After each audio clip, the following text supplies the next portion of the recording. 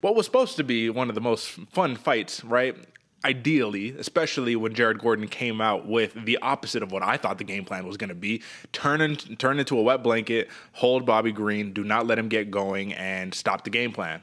AJ, he did it on his feet, though, man. He was making Bobby Green miss. He was messing up the timing. He was trying to beat up that lead leg. Things were looking good for Jared Flash Gordon until an incidental clash of heads. So before we talk about the inevitable outcome, I mean, what do you think it was about Jared Gordon's very technical, basic, fundamental style that was giving Bobby Green fits?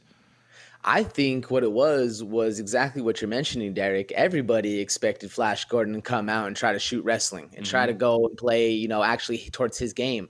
And in fact, when I saw that Flash was up here trying to, stick with the ones and twos, I was like, oh shit, Bobby Green's going to have a fun night. This is going to be a banger of a fight. And then Flash Gordon came out and actually started piecing up Bobby Green. It was wild. He was faster than him. He was hitting harder. And I thought, oh, shit, this is going to be a scrap right now. Unfortunately, it ends how it ends. But still, man, I think that shock of the guy not playing his game plan, I think that's what kind of set Bobby Green on his heels a little bit. And he didn't have that same kind of timing, that crack that he normally does. He also didn't really have that kind of like swagger he walks in and kind of talks shit with yet. Maybe he was getting it going. Maybe it wasn't at the beginning. And we only saw, a minute and a half of the fight, 4 minutes of the fight.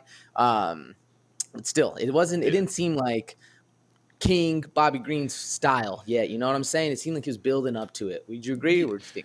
No, I was actually going to say the same thing. It felt like he was building a little bit, right? But at the end of the day, it is really weird to watch Bobby Green, his style, his very unorthodox style, when it's not working. It's a little weird.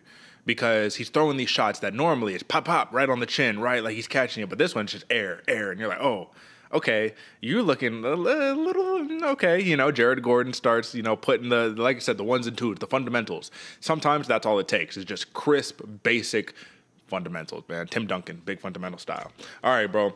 Let's talk about the actual outcome, though, because that's the controversy. Bobby Green goes in. This is Southpaw Orthodox, right? Dominic Cruz said it a trillion times on the broadcast, but it is true. Clash of heads happen all the times when you're in these opposite lead stances, right? Bobby Green comes in for the step-in elbow, misses the elbow instead, straight forehead on the temple, drops Jared Gordon. But his argument is this.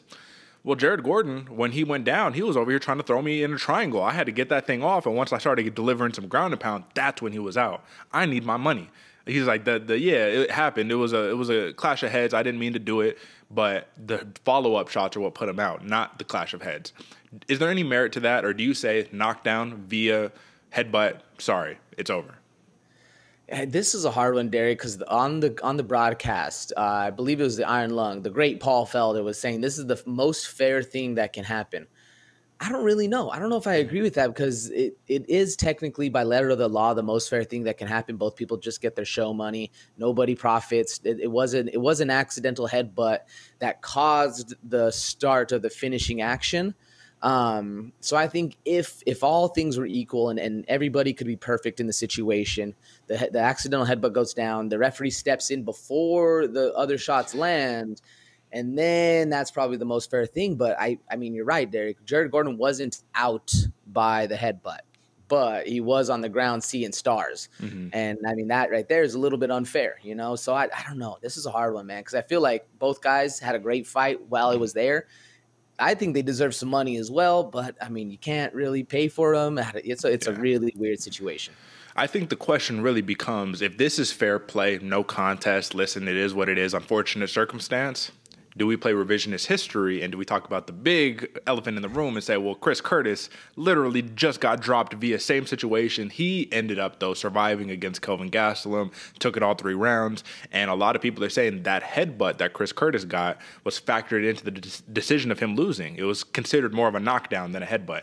So it's almost like, I don't know, man, picking and choosing, right? You can't go case by case. You have to do it across the board. So does this lead into bigger controversy? Does Chris Curtis have any justification in trying to get his fight appealed or anything like that? What do you think? I think he has a lot of justification to be sour, to be mad at the fact that this happened and not on his fight. Yeah. Because you could take it as everybody needs to go back and revise everything and go all do that. That sounds like a lot of work. What I think happened in this one is they learned from the last incident with Chris Curtis, and they said, okay, well, that happened. It was bad.